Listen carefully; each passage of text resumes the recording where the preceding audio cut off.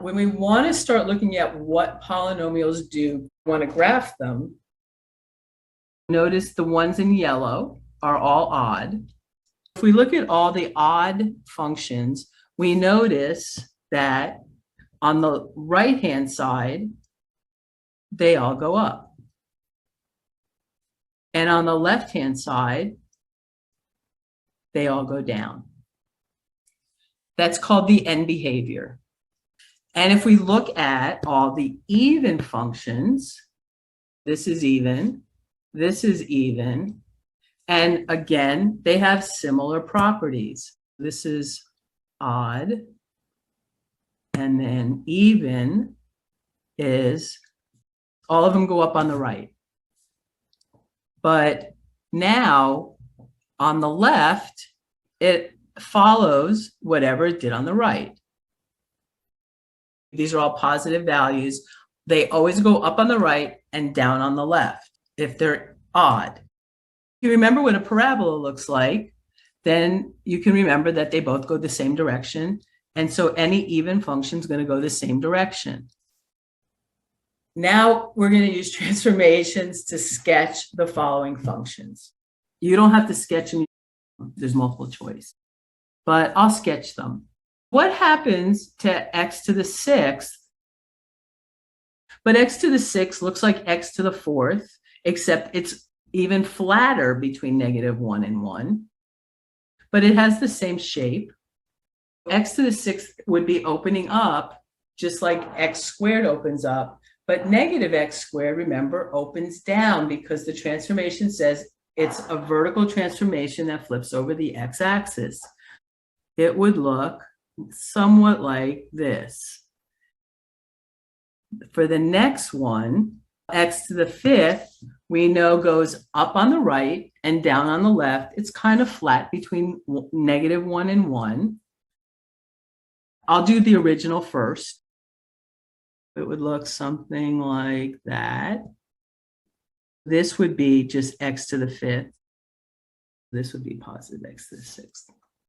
Now, this right here is a horizontal transformation because it's inside of that function to the 5th power. Horizontal is opposite of vertical, so I would move 1 to the left.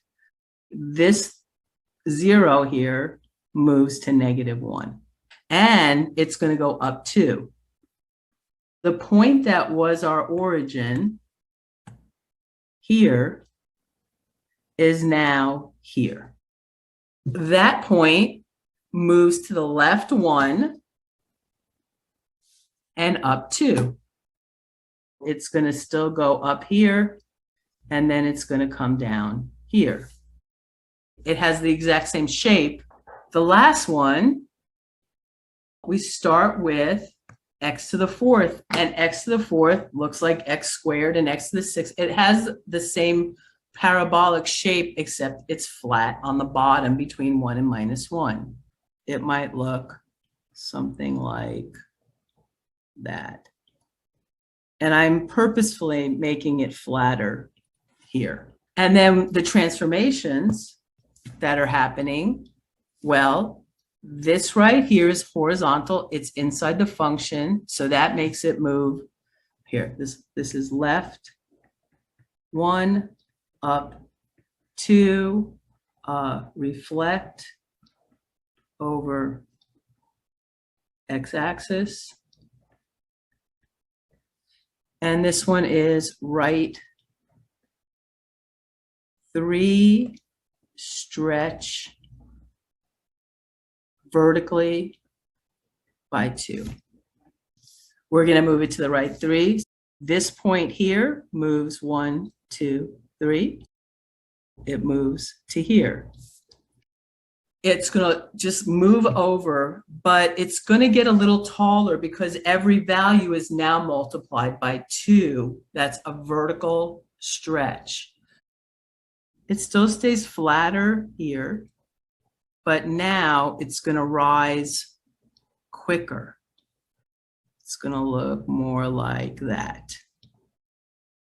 This is 2 times x minus 3 to the 4th power. Hopefully you remember your transformations. If not, you can go back and watch the transformation video. We take the same parent function, which is x to the 6th, x to the 5th, and x to the 4th, and we just move them based on our transformations. And then we're up to our end behavior, which we've already talked about. The nature of the graph for large values of x in the positive and negative direction. That's why we're talking about it as end behavior. Determine the end behavior. Look at the whole first term. The first term is called the power function because it's really the one in charge. The end behaviors will always follow the leading term because as x gets bigger and bigger, these terms right here become insignificant. If a to the n, the leading coefficient is greater than 0, it always goes up on the right, no matter if it's odd or even. But if it's negative, what happens? It flips over the x-axis. That's from our transformations. If the leading term is negative, it's going to go down on the right. If the degree is odd, then if it went up on the right, it's going to go down on the left, just like any line would do. This is x, or x to the first power, which is odd. They're always going to do the same thing. If it goes up on the right, it's going to go down on the left. If it goes down on the left, it's going to go up on the right because negative x looks like this. It has a negative slope, so it goes down. For odd, it always goes in opposite directions. For even, think of a parabola. It's always going to go in the same direction. If it's even and positive, they're both going up. If it's even and negative, they're both going down. Now it says use the end behavior of each graph to determine whether the degree is even, odd. Here's one question. Degree is even or odd. And whether the leading coefficient is positive or negative. So how do we do that? I know this is odd because on the left it's up and on the right it's down. But remember I said for all positive values, they always go up on the right. Because this is going down on the right, it must have had a negative leading coefficient because it flipped it over the x-axis. But I know it's odd because they're going in opposite directions, the ends of it.